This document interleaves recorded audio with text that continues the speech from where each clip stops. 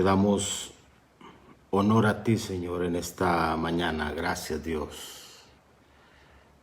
Gracias, Señor, que hoy disponemos nuestra vida para adorarte confiados y confiando en ti, Señor. Gracias, Dios, que nos permites una vez más encontrarnos y nos das un día más, Señor, donde nos otorgas la vida, tu cuidado y tu bendición, Señor. Y te entregamos a ti rendición, honor, Señor, y gloria. Gracias, Dios. Padre, que desde este momento tu bendición se haga sentir en cada uno de nosotros. Que la afirmación de tu bendición y a tu acompañamiento, Señor, se haga sentir en cada uno de nosotros. No hay otro Dios como tú, Señor. Rey de reyes, admirable, consejero, Padre eterno, príncipe de paz.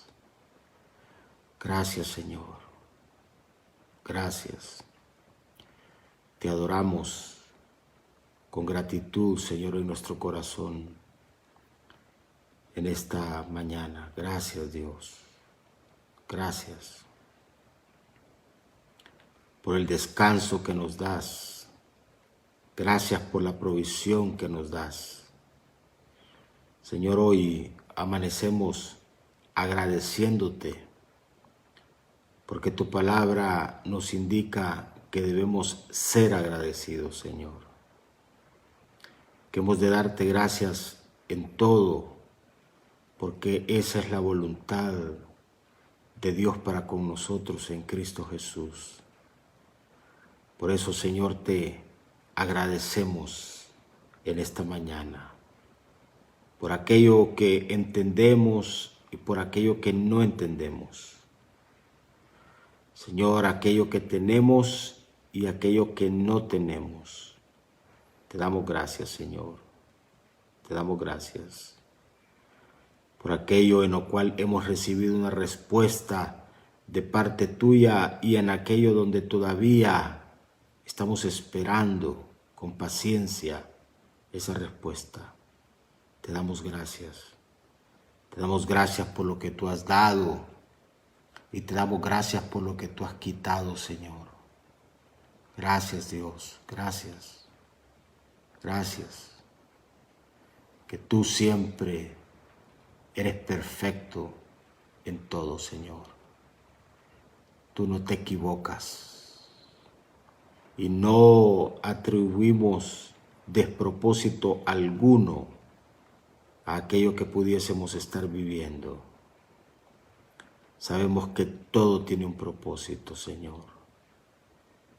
Todo responde a tu perfecta voluntad. Gracias te damos, Señor, gracias. Que esa gratitud, Señor, sea como un ungüento en medio de todo aquello que pudiésemos estar viviendo en este momento. La gratitud sea, Señor, una palabra que se levanta con fe y que evidencie confianza en ti, Señor. Gracias, Padre, gracias. Gracias, Señor. Gracias que eres bueno y nos visitas, Dios. Por eso temprano te buscamos. Temprano te buscamos. Gracias, Señor.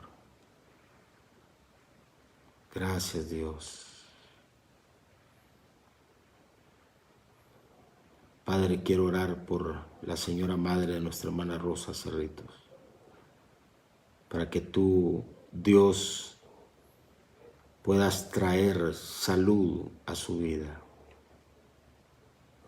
Todo malestar, Señor, en su espalda, que tú traigas sanidad. aquellos, Señor, que están ahora mismo con un malestar similar. Dios, que tú traigas sanidad en el nombre de Jesús, que tú puedas traer tu salud, Señor, e impartirla poderosamente, Señor, en este momento. Gracias, Dios. Padre, oro por César Alexandro Padilla Valladares, un pequeño niño que será operado el día de hoy. Padre, yo te pido, como me han pedido acá, por fe, declaramos que tú haces una obra en él, que tú, Señor, es quien operas hoy a este pequeño Alessandro. En el nombre de Jesús, nuestra palabra de intercesión por él, para que tú, Señor, le puedas prodigar de la sanidad que necesita. Apunten, hermanos, este nombre: César Alexandro Padilla.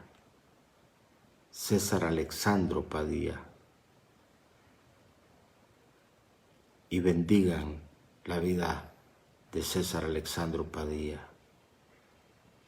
Envíen una palabra de sanidad, de presencia de Dios sobre él, sobre esta operación del día de hoy, en el nombre de Jesús, en el nombre de Jesús. Gracias, Dios. Gracias, Señor.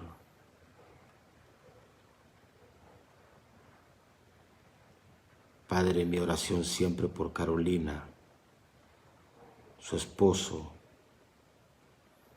para que tú puedas otorgarles la bendición de ese embarazo deseado por ellos. Señor, bendíceles, Padre, y dales ese regalo que viene de ti para ellos, herencia del Señor, dice tu palabra, son los hijos. Bendice a Carolina y en su corazón tenga ella gratitud anticipada, paz en su corazón. Gracias, Dios. Gracias, Señor. Nuestra oración por aquellos que necesitan en esta mañana. Nuestra palabra de intercesión, aquellos que necesitan. Nuestra palabra de oración, aquellos que necesitan la sanidad, el rescate de Dios sobre sus vidas. En el nombre de Jesús, en el nombre de Jesús, oramos para que tú, Señor, puedas ser propicio a cada uno de ellos. Y oramos creyendo, Señor, creyendo. Padre, nuestra oración por nuestro hermano Renán Carías, para que tú hagas una obra de restauración completa en su vida, en el nombre de Jesús. Una obra de restauración completa en su vida. Gracias, Señor. Gracias, Dios. Y así, Señor, estamos no solo pidiendo, sino recibiendo por todas aquellas personas que necesitan de ti, Señor. Gracias, Padre, recibimos también en lo particular para nuestros hogares, para nuestras familias, el cuidado y la presencia tuya. Ahora, hermanos, les invito a alzar sus manos ahí donde están y recibir de parte del Señor cuidado, bendición, presencia de Él. Gracias, Señor. Yo pido que aquellos que necesitan un espíritu de sabiduría, de revelación, Señor, en este momento, espíritu de sabiduría, de revelación, Señor, yo reprendo toda forma de confusión en el nombre de Jesús y reclamo discernimiento del cielo, espíritu de sabiduría, de revelación sobre mis hermanos, en el nombre de Jesús. Gracias, Dios, gracias. Recibimos de ti en esta mañana con gratitud. Gracias, Dios. Agradezca una vez más. Dígale gracias al Señor. Gracias, Dios. Gracias que eres bueno. Gracias, Señor. Oh, gracias, Padre, que tú haces una obra perfecta en nuestra vida. Gracias, Dios. Gracias, estamos recibiendo de ti, Señor. Oh, gracias, Dios. Gracias que nos visitas y nos bendices y nos cuidas. Gracias, Señor. Bendito Dios. Qué bueno. Buenos días. Les saludo en esta mañana. Espero estén bien, con el cuidado del Señor ahí en sus vidas. Qué bueno que podemos estar juntos hoy lunes. Hoy pues estuviésemos en tiempo regular en nuestro devocional presencial este día lunes. Pero recuerden que el devocional presencial ha pasado para este próximo jueves a las 6 de la mañana. A las 5 de la mañana estaré transmitiendo desde nuestra iglesia en este formato nuestro devocional. Pero usted, a partir de las 6 de la mañana, se va acercando a la iglesia para que desarrollemos nuestro devocional presencial ahí con fuerza, con ánimo, con poder. Y con esto damos paso a nuestra inauguración, prácticamente nuestras 12 horas de oración continua. Así es que tome nota, invítese, lleve la familia a orar mucho, a orar por el país, a orar por nosotros también, a pedirle al Señor que nos asista, que nos acompañe, que nos guarde. En fin, vamos a tener un tiempo muy especial.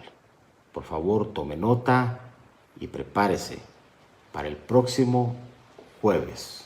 Hoy no estamos allá en nuestra casa, pero estamos disponiéndonos y preparándonos para estar el día jueves en nuestra casa espiritual, nuestra iglesia, Centro Cristiano Internacional, para estar ahí y orar fuertemente por nuestra nación. Así es que invitados todos, invitadas todas para este próximo jueves a partir de las 6 de la mañana, a compartir ahí nuestro tiempo devocional presencial e inaugurar nuestras 12 horas de oración. Les voy a esperar ahí para que podamos estar en contacto. Todos estos días les voy a estar dando información relacionada con esto. Necesitamos orar por nuestro país, necesitamos confiar en el Señor y creer que Dios nos va a ir llevando de su mano. Amén. Muy bien, denle compartir a la transmisión, por favor. Les invito para que le den compartir a la transmisión y podamos conectarnos. Esta es la comunidad del devocional. Estamos juntos. Qué belleza poder compartir, poder estar juntos.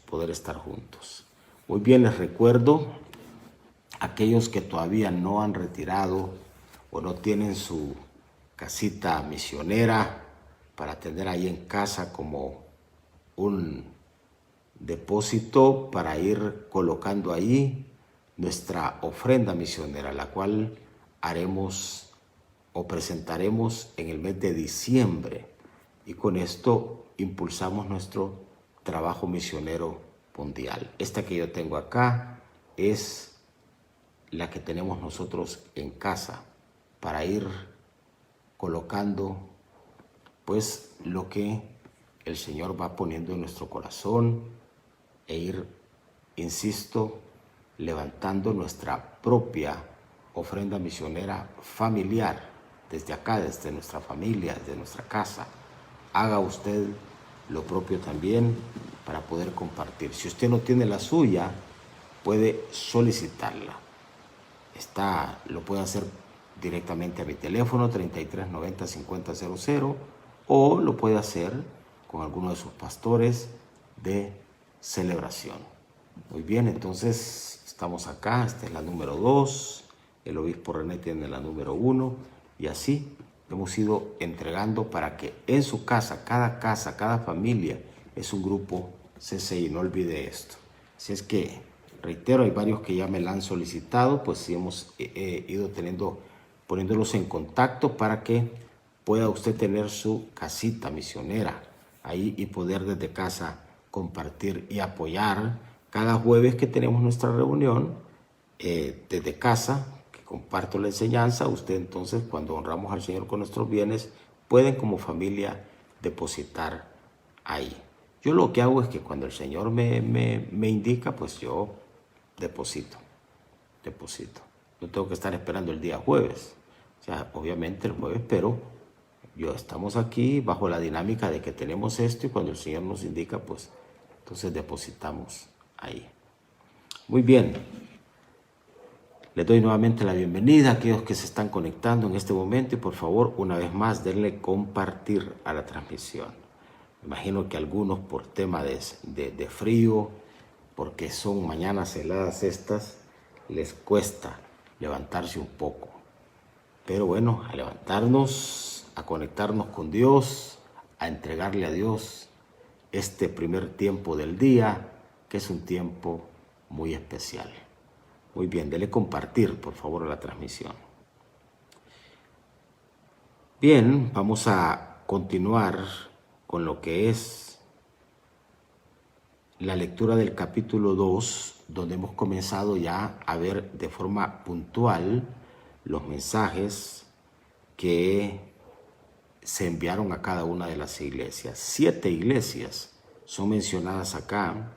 En este capítulo 2 se mencionan algunas de ellas. Vimos la vez anterior el mensaje a la iglesia de Éfeso o en Éfeso. Y pues estuvimos reflexionando sobre varios de los versículos mencionados ahí. Hoy estaremos viendo acerca del mensaje enviado a la iglesia de Esmirna. Y vamos a ver si el tiempo nos da, creo que sí. Vamos a ver el mensaje a la iglesia de Pérgamo. Entonces ya con eso evacuaríamos 3 de las 7 iglesias que reciben mensaje. Iglesias que estaban en el Asia Menor, recuerdan ustedes, iglesias que existían. Y este mensaje era un mensaje para las iglesias, para los creyentes de esas iglesias, pero un mensaje que trasciende como una revelación, no solo para ellos, sino para nosotros también. Este es un mensaje para la iglesia hoy, para la iglesia del hoy y para el creyente también hoy. Así es que, por eso, entonces, procuramos también entregar una aplicación de carácter práctica que nos sirva para aplicarla a la vida y no se quede nada más como un comentario superficial sin aplicación de carácter personal. Muy bien, vamos a comenzar entonces a leer mensaje a la iglesia de Esmirna. Esmirna, esta iglesia quedaba en un área que era como un puerto muy comercial. Era un puerto muy comercial, había mucho comercio en ese ambiente. Entonces comienza en el verso 8 a leerse de la siguiente manera. Escribe esta carta al ángel, que se traduce en otras versiones como pastor, de la iglesia de Esmirna. Este es el mensaje de aquel que es el primero y el último, que estuvo muerto, pero ahora vive. O sea que este es un mensaje que es enviado por Dios, por Jesús, a esta iglesia de Esmirna. Cuando se habla aquí y se describe que es un mensaje enviado por el que es el primero y el último, el alfa y la omega, el principio y el fin, y que estuvo muerto pero ahora vive, pues se refiere específicamente a Jesús. Es un mensaje enviado directamente por Dios a esta iglesia en Esmirna. Verso 9 dice: yo sé de tu sufrimiento y sé también de tu pobreza, pero tú eres rico. Y aquí, hermanos, el énfasis que se pone es a la riqueza de carácter espiritual, Evidentemente, hay una riqueza de carácter material. Yo les he dicho, la fe no riñe con que Dios te bendiga materialmente. Pero la riqueza que está por sobre la riqueza material es la riqueza espiritual. Es que tú abundes en riqueza espiritual. Lo material no es un fin, lo material es un medio que Dios te da para bendecirte, pero para que tú bendigas también. Entonces, la verdadera riqueza es la riqueza de carácter espiritual. Al final, lo que nosotros llevaremos con nosotros, valga la redundancia, es precisamente la riqueza de carácter espiritual. Por eso la Biblia habla de hacer tesoros, ¿dónde? En los cielos, Ahí no hay ladrones que puedan hurtarlo y no hay nada que pueda, como un elemento corrosivo, arruinar lo que nosotros sembremos. ¿Y cómo es que uno puede sembrar para la eternidad? Bueno, pues precisamente hay cosas que Dios ha definido como el medio para poder hacerlo. Cuando nosotros actuamos con solidaridad, cuando nosotros apoyamos el esfuerzo de trabajo para la predicación del Evangelio, son formas en que Dios ha definido, nosotros podemos ir sembrando para lo eterno. Cuando tú, de alguna manera, usas lo material para la salvación, no porque lo material salva, sino porque es un medio para llevar el mensaje, para que otros puedan llegar y puedan predicar. Entonces, es una manera de hacerte tesoros tú en el cielo. De tal forma que aquí el énfasis se pone precisamente a ser rico espiritualmente. Y Dios conoce el sufrimiento. Así comienza este verso 9. Yo sé de tu sufrimiento. Siempre hemos mencionado que hay personas que creen que Dios es ajeno al sufrimiento nuestro y que es ajeno a la condición nuestra. No, el sufrimiento nuestro le importa a Dios. La condición nuestra es importante para Dios. Y también Dios conoce la carencia La carencia no solo en términos materiales, sino también la pobreza espiritualmente hablando. Pero el Señor dice, tú eres rico. ¿Por qué eres rico tú? Por lo que conoces, porque Dios está en ti, porque el Señor puede hacer en ti lo que tú por tu propia mano no puedes hacer. Hay una riqueza de carácter espiritual que se desprende precisamente de nuestra relación con Dios, de conocer el Evangelio y de que Dios nos ha revelado. En la palabra de Dios tenemos riqueza de carácter espiritual que es revelación para nosotros. Continúa diciendo el verso 9, conozco la blasfemia de los que se te oponen. Igual como usted ve que para Dios pues no hay desconocimiento. Dios conoce nuestra condición y conoce la condición de aquellos que se convierten en nuestros adversarios. Algunos de ellos hasta blasfemando. Blasfemar tiene que ver con referirse a los aspectos espirituales de una manera distorsionada y de una manera inapropiada. Conozco a los que se te oponen, dice el Señor acá. Conozco la blasfemia de ellos. Dicen ser judíos, pero no lo son. Y aquí en forma particular se refiere a algo, pero cuando viene la oposición y cuando viene la blasfemia, pues en parte también viene acompañada de esta postura por parte de aquellos que se oponen. Dicen ser. Hay gente que hoy en día dice ser. Dicen ser cristianos, dicen amar a Dios, dicen tantas cosas. Pero el tema no es lo que tú dices, el tema es lo que tú haces. Dicen ser judíos, pero no lo son. ¿Por qué? Su sinagoga le pertenece a Satanás. Le pertenece a Satanás. No tengas miedo, verso 10, de lo que estás a punto de sufrir.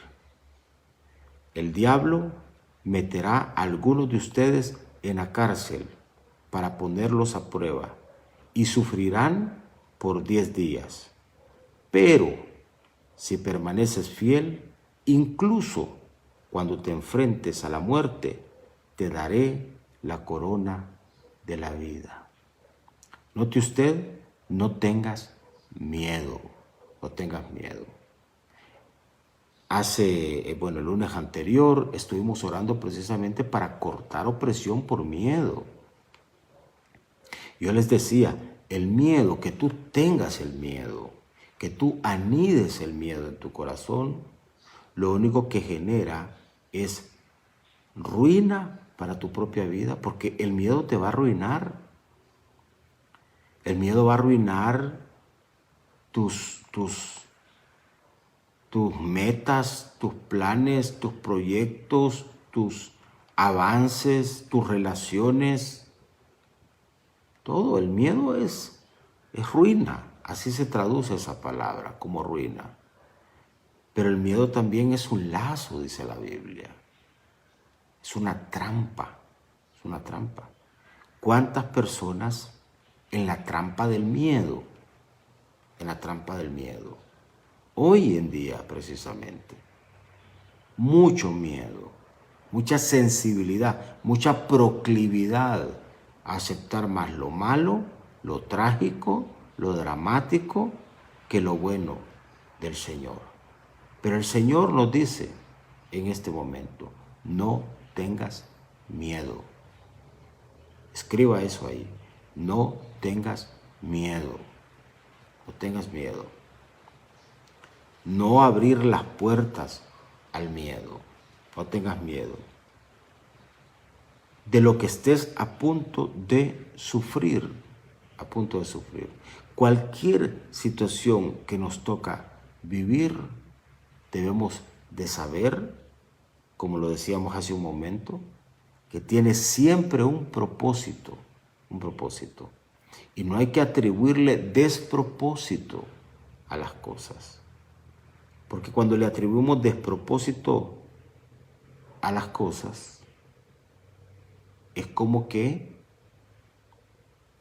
no estamos en manos de Dios, sino en manos de las circunstancias. Todo tiene un propósito. Diga conmigo, todo tiene un propósito. Un propósito. Dice, el diablo meterá a algunos de ustedes en la cárcel. O sea, el mal no descansa. El mal procurará afectar la vida de creyentes. El mal procurará detener el avance.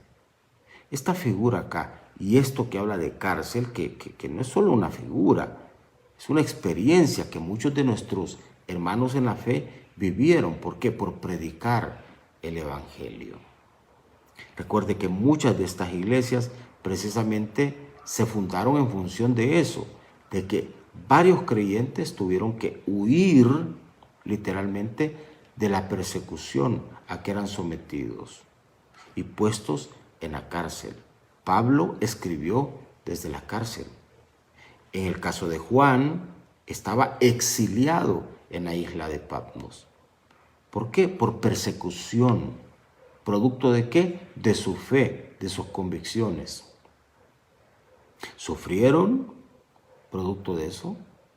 El escarnio, la persecución, el insulto, la denigración, algunos la muerte y otros hasta la cárcel. La cárcel. Entonces, ¿por qué? Porque el mal ha creído que con eso puede detener el avance de la predicación. Y nunca la predicación se ha detenido. Jamás. Ni se va a detener. Porque quien está impulsando la predicación es Dios. Porque el mal ha creído que con eso puede detener a la iglesia. Y la iglesia nunca se ha detenido y nunca se va a detener. ¿Por qué? Porque quien es dueño de la iglesia es Dios. Quien es dueño de nuestra vida es Dios. Es Dios. Dice, el diablo meterá a algunos de ustedes en la cárcel para ponerlos a prueba. El tema es que cada cosa que tú vives prueba quién tú eres. Apunta a eso. Cada cosa que tú vives prueba quién tú eres. El sufrimiento prueba quién tú eres. La persecución prueba quién tú eres. Lo que el mal trata de hacer prueba quién tú eres. En quién tú crees.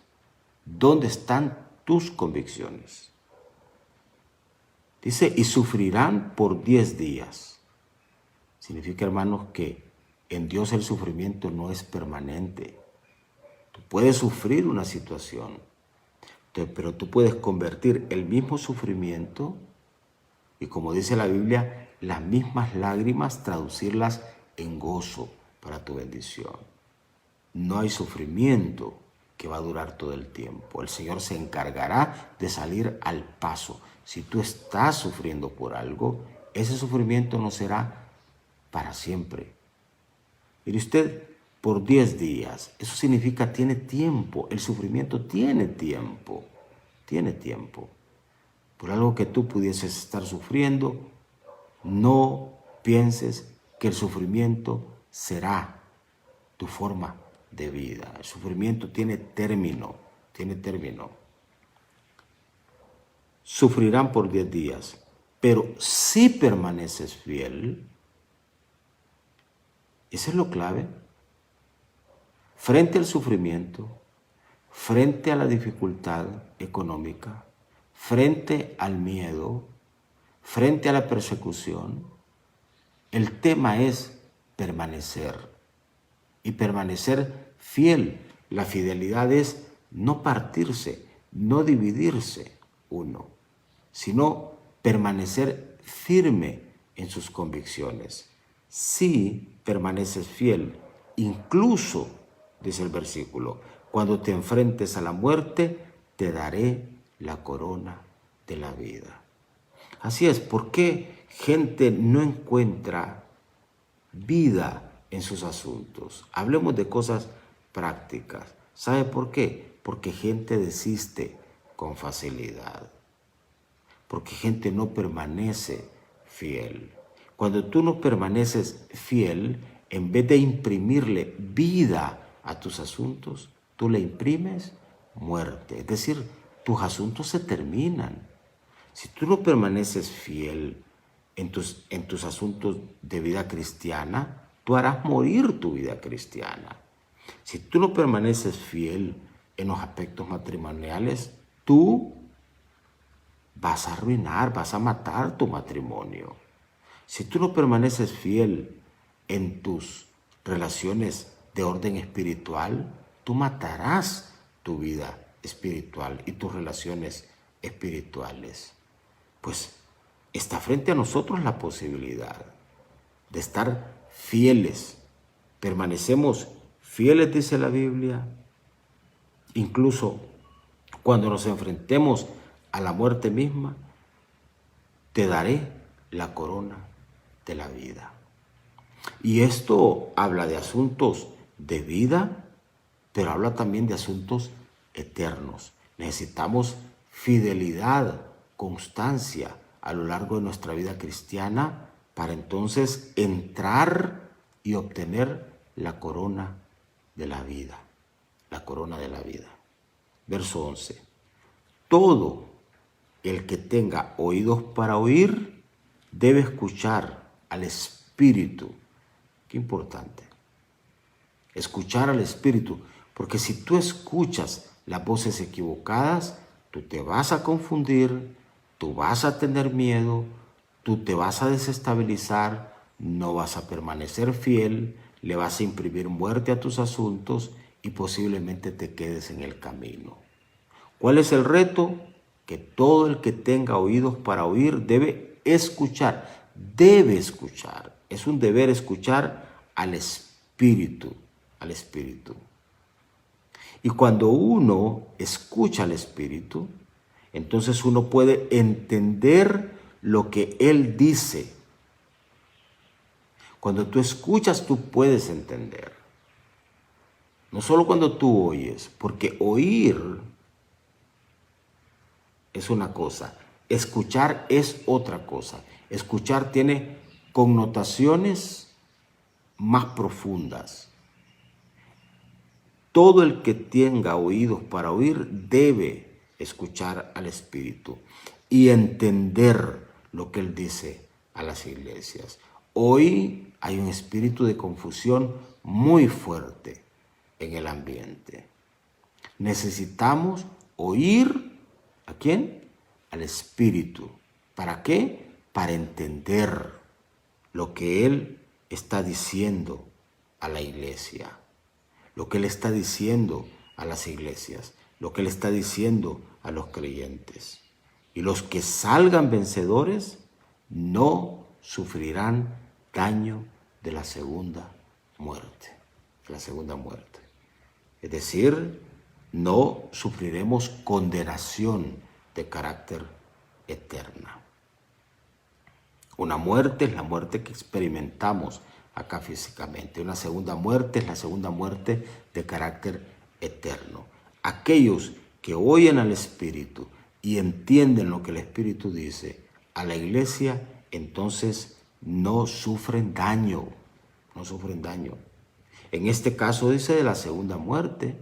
Bueno, si aplícalo de forma pragmática. Si tú oyes al Espíritu todos los días y entiendes lo que el Espíritu te está diciendo, no vas a sufrir daño.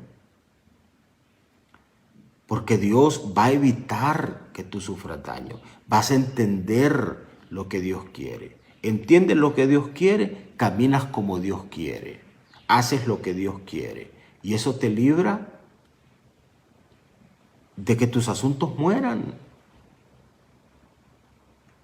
Dice la Biblia, el camino que al hombre le parece que es derecho, pero su final es muerte. ¿Qué necesita uno? Entender, oír a Dios. Oír a Dios. No oír el entorno, no, oír a Dios. Discernimiento de Dios.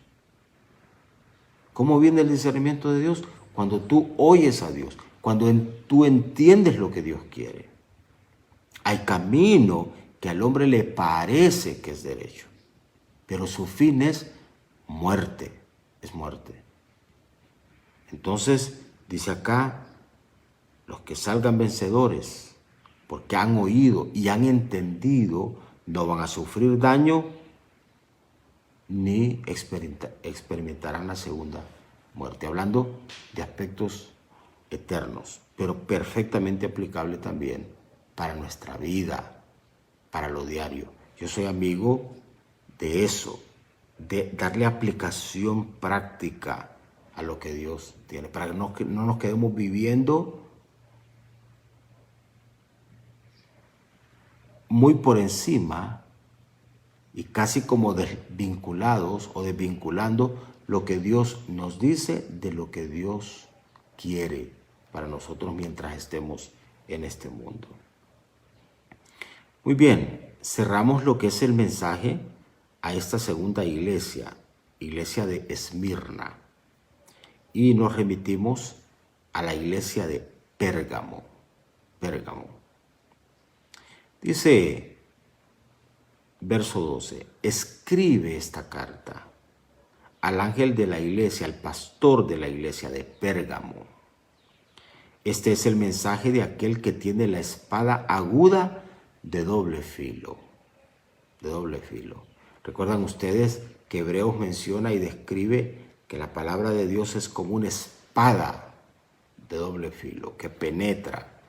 Bueno, aquí se refiere a Jesús y se refiere a Dios como el que tiene esa espada, esa palabra también, que tiene la capacidad de penetrar, de auscultar nuestro interior, de discernir lo que hay en el corazón de cada uno de nosotros. Dice acá, verso 13, yo sé que vives en la ciudad donde Satanás tiene su trono. Sin embargo, has permanecido leal a mi nombre. Te rehusaste a negarme aún cuando mi fiel testigo, Antipas, murió como mártir en medio de ustedes, allí en la ciudad de Satanás. Explico un poquito de esto. En Pérgamo, que era capital de una capital importante, en Pérgamo había un templo grande a Zeus. Ese templo era un templo referente en esa ciudad. Por eso se le llegó a llamar ciudad donde Satanás tiene su trono. A ese templo llegaba mucha gente buscando el beneficio a través de la magia y otras cosas para poder recibir sanidad en sus cuerpos. Era un templo erigido, majestuoso en términos de infraestructura. De hecho, parte de ese templo, unas gradas, están hoy en un museo en Alemania. Están en un museo en Alemania, donde se exhiben reliquias relacionadas con esta ciudad de Pérgamo, ahí en Alemania. Y hay gradas y parte de ese templo grande que había sido erigido ahí a Zeus. Por eso se le describe acá una ciudad donde Satanás tiene su trono. Es decir, que una ciudad donde había mucha actividad de carácter satánico. Mucha actividad satánica. Y ese templo Era como una señal del mal de que esa ciudad prácticamente le pertenecía a Satanás. Pues a estos creyentes que vivían en un ambiente muy hostil, de mucho pecado, de mucha presencia de Satanás, se les describe como creyentes que han permanecido leales al nombre de Dios. Así toca, así toca. De repente tú trabajas en un lugar donde tú sientes que el ambiente de lo que está impregnado es de presencia del mal. ¿Qué toca hacer? Ser leal. Diga conmigo, ser leal.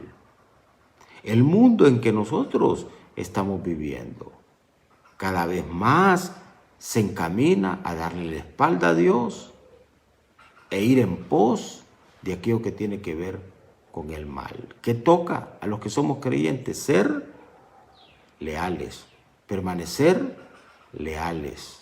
Aquí la palabra clave es permanecer, permanecer. Allá dice, permaneciste fiel. Aquí dice, permaneces leal, leal. Y vea usted cómo entonces permanecer es clave, pero permanecer con una actitud correcta, de fidelidad y de lealtad. La fidelidad y lealtad, hermanos, no son negociables. Fidelidad y lealtad. Aún en medio de ese ambiente, de esa ciudad, con mucho pecado, donde había ese gran templo a Zeus, los creyentes, que no eran la mayoría en esa ciudad, permanecieron leales al nombre de Dios. Dice, te rehusaste a negarme aún cuando mi fiel testigo Antipas murió como mártir en medio de ustedes. O sea, te rehusaste a negarme. ¿Por qué? Porque claro, de repente ver que muere alguien y lo matan, cualquiera puede decir, no, eso de ser creyente a mí no me interesa, mira cómo murió aquel, significa que me van a matar a mí también. Pero a pesar de haber visto morir a alguien, esta gente dijo, vamos a permanecer leales al nombre de Dios, aunque eso signifique tener que padecer como padeció Antipas. Murió como mártir en medio de ustedes. Allí dice el texto, en la ciudad de Satanás. Verso 14. Pero tengo unas cuantas quejas en tu contra. Toleras a algunos de entre ustedes que mantienen la enseñanza de Balaán. Cuando uno se va al libro de Números, allá en el Antiguo Testamento, entiende con más cabalidad quién es Balaán. Se lo voy a dejar de tarea, para que vean cómo este hombre, de alguna manera, desvió su caminar. Dice que le enseñó a Balac, su hijo, cómo hacer tropezar al pueblo de Israel. Les enseñó a pecar, incitándolos a comer alimentos ofrecidos a ídolos y a cometer pecado de carácter sexual. Pues este hombre que se encuentra registrado en el Antiguo Testamento, Balaán, en vez de ser un instrumento para bendición, se convirtió en un tropiezo, Y no solo él, sino también su hijo Balac, quienes incitaron a la gente a pecar, los movieron a comer alimentos ofrecidos a los ídolos y a cometer pecado de carácter sexual. O sea, nadie puede decir que alguien está orientando bien cuando estimula este tipo de cosas en la vida de la gente. Verso 15. De modo parecido, entre ustedes hay algunos nicolaitas. Esta es la segunda vez que se menciona a los nicolaitas. Y estos nicolaitas eran una secta. Eran una secta. Seguían a un hombre llamado Nicolás, por eso se le llaman nicolaitas. Era una secta que de igual manera buscaba filtrar y meter herejías que distorsionaban el mensaje de Dios, la buena nueva de Dios. Entonces dice acá, de modo parecido, entre ustedes hay algunos nicolaitas que siguen esa misma enseñanza. Es decir, se habían también vinculado a estas enseñanzas de Balaán, que incitaban a la gente a comer lo que se había sacrificado a los ídolos e incluso caminar en impureza de carácter sexual. Verso 16 dice, arrepiéntete de tu pecado, o de lo contrario vendré a ti de repente y pelearé contra ellos con la espada de mi boca. Entonces aquí la conciencia que Dios siempre nos va haciendo de la necesidad de cambio en nuestra vida. Y la respuesta que nosotros debemos de entregarle a Dios, ¿cómo? Arrepintiéndonos. ¿Qué es arrepentimiento? Arrepentimiento es cambio de dirección. Dios le está diciendo, por el camino en que tú vas, no es el camino correcto. Tienes que arrepentirte, cambiar de dirección. Porque el pecado es una afrenta a Dios. Si uno no hace eso, de lo contrario, entonces Dios interviene. ¿Por qué? Para destrucción de uno, no, por el bien de uno. Por el bien de uno. Como si tú ves a un hijo que de repente está en una actitud de cierto tipo, tú lo animas a que cambie. De lo contrario, tú procuras intervenir. ¿Por qué? Para la destrucción de él, no, para el bien de él. Y lo mismo hace Dios con nosotros. Verso 17. Todo el que tenga oídos para oír debe escuchar al Espíritu. Una vez más, se vuelve a mencionar. Y entender lo que Él dice a las iglesias. A todos los que salgan vencedores les daré del maná que ha sido escondido en el cielo. Y le daré a cada uno una piedra blanca, y en la piedra estará grabado un nombre nuevo que nadie comprende aparte de aquel que lo recibe. Todo aquel, dice la Biblia, que sale vencedor, recibe ese sustento del cielo. Sustento del cielo. Cuando tú sales vencedor, entonces tú recibes sustento del cielo, un maná que está escondido en el cielo. Dios lo pone a tu disposición. Eso significa, queridos hermanos, que la comida nuestra no solo es la comida de carácter material, no solo nos sustenta lo material, nos sustenta el maná que viene del cielo. Así como el pueblo de Israel cuando transitó en medio del desierto, lo que recibió como sustento fue el maná que Dios le entregó. Así Dios, en medio de este desierto que estamos nosotros viviendo, quiere sustentarnos espiritualmente. Por eso hemos dicho, tenemos que buscar al Señor para comer lo que Dios tiene para nosotros, que será eso nuestro sustento de carácter espiritual. Y al mismo tiempo una promesa gloriosa a todos los que salgan vencedores. Dice, les daré a cada uno una piedra blanca, y en la piedra estará grabado un nombre nuevo que nadie comprende, solo aquel que ha recibido esa piedra. Ahí estará grabado un nombre nuevo que tendremos nosotros, veremos nosotros esa piedra y ahí estará nuestro nombre nuevo para la eternidad. Promesa del Señor para nosotros. Muy bien, pues aquí está lo que es lectura y reflexión de estas tres primeras iglesias a las cuales ha escrito Juan, inspirado por Dios.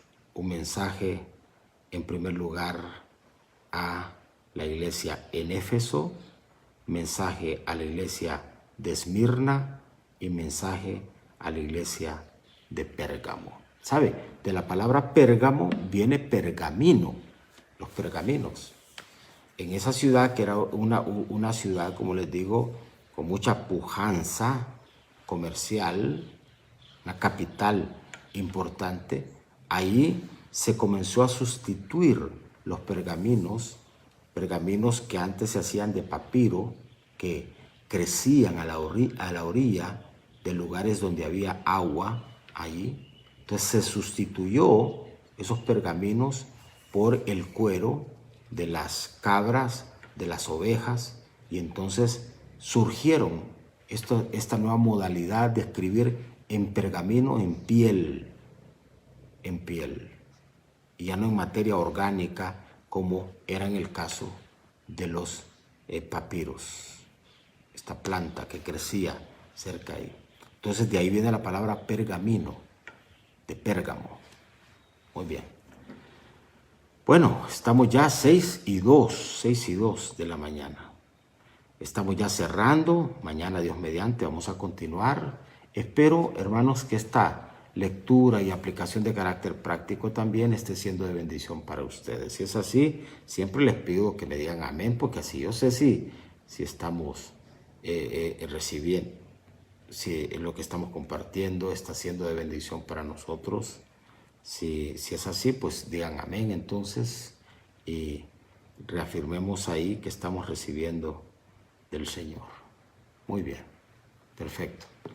Como ven, porque el libro de Apocalipsis tiende a ser, ¿verdad? Que hay gente que lo ve y dice, no, es que ahí hay muy raro, muy difícil, muy... No, eso tiene aplicación de carácter práctico también.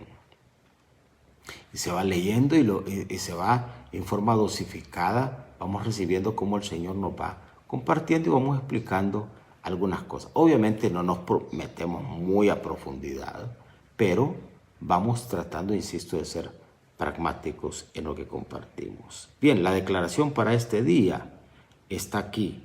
Apocalipsis capítulo 2 en el verso 10 de la Nueva Traducción Viviente. Dice, pero si permaneces fiel, incluso cuando te enfrentes a la muerte, te daré la corona de la vida. Aquí está. Ya saben ustedes que nuestra página de Facebook puede tomar esta declaración, hacerla propia y también compartirla con otros. Es Apocalipsis capítulo 2 en el verso 10. Pero si permaneces fiel, incluso cuando te enfrentes a la muerte, te daré la corona de la vida. Apocalipsis capítulo 2, verso 10, leído de la Nueva Traducción Viviente. Padre, te damos gracias. Gracias por hablar a nuestro corazón y nos quedamos, Señor, con este desafío que nos haces. Sin importar la persecución, sin importar lo que enfrentemos, sin importar, Señor, esa mezcla de herejías, de propuestas, de aquellos que dicen ser y no son, sin importar, Señor, lo adverso de este mundo, te pedimos, ayúdanos a permanecer fieles y leales a tu nombre y a ti, Señor. A no debilitar nuestra convicción de amarte, de servirte y hacerlo, Señor, con fiel convicción. Bendícenos y guárdanos.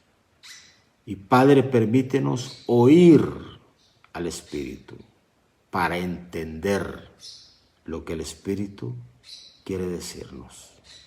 Gracias te damos. Bendice a tu pueblo. Bendice a tu pueblo, Señor. Y bendícenos mientras predicamos, mientras oramos, mientras reflexionamos en tu palabra. Afirma bendición sobre nuestra vida. En el nombre de Jesús. Amén y amén. Muy bien, queridos hermanos, la bendición del Señor sobre ustedes. Mañana, Dios mediante, nos vamos a reencontrar. Prepárense para el jueves a las 6 de la mañana. Tendremos nuestro devocional presencial. Prepárense. O sea, preparémonos todos y compartamos ese tiempo especial. Muy bien, los bendigo, los abrazo con cariño, cuídense. Dios con ustedes, los quiero mucho.